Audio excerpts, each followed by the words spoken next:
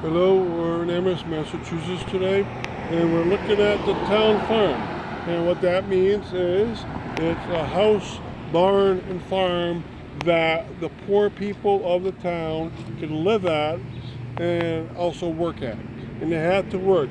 This probably was here from about the 1820s, and it probably lasted at town farm until 1910.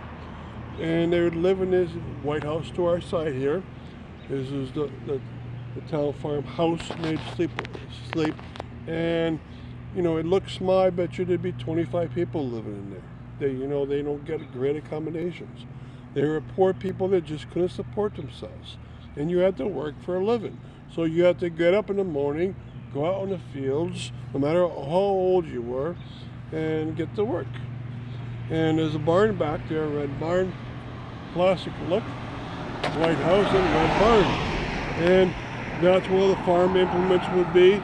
Of course, from 1820 to 1910, most of those implements would not be farm engine driven equipment. It would be horse or cow driven, or use a lot of human labor. And so most of these people didn't have quite the farm skill they needed, at least in the beginning, and they'd have to go out there and figure out what they do with some help, and then live off their proceeds. Store items in the basement of the house for the winter. They had to learn what to do and make a living for themselves. You couldn't say no. There was no social network. There was some charity for the infirm cases and the extreme old, but I bet you people even up to 75 years old were to go out in the field and make a living, make their own food. And this happened for a long time. Some towns in the area, some cities, they didn't want to run their own town farms or city farms. They would send theirs out to the state farm, which was in Munson, Massachusetts, and people would live out there, and they'd have a big farm out there. And that's only because the town maybe was too small, they didn't want to run their own program. So, Amherst did. Now, a lot of these institutions would also bury people right on the farm.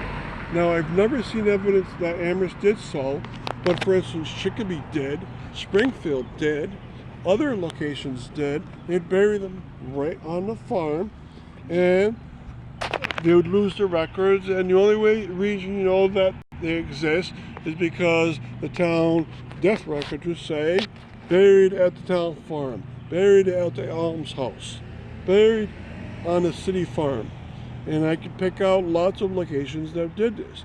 Munson did it right at the farm. And like I mentioned, the two other places did it. And I'm sure many, many others did it. Lots of institutions did it, including state mental institutions, state lunatic institutions would do it too.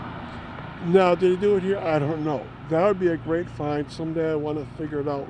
There was a cemetery close by, the South Amherst Cemetery, but that doesn't mean as much as you think, because in Springfield and Chicopee's cases, there were a cemetery 200 yards away, and they still ignored them and still buried them on the town farm. All right, now this is a gorgeous look. Down this Station Street was the rest of the farm.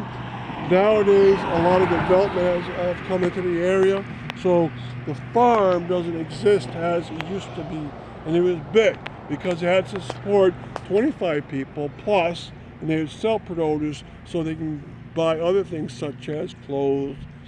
All right, and the town did pay for most of their upkeep in terms of paying for the kerosene for the lamp, paying for the blankets they would use in the beds. But other than that, they wouldn't pay for much at all. Now, around this area, you're right off the town green, all right, which is a great place to be. The school was right across the street. If they had kids, they'd have to go out on the farm after school and get to work. All right, and the church was nice by. The library didn't come to much later, so they really didn't have that. All right. But this is what the poor had to do in Massachusetts, work for a living. So what I'm going to do is finish off with a panoramic for you.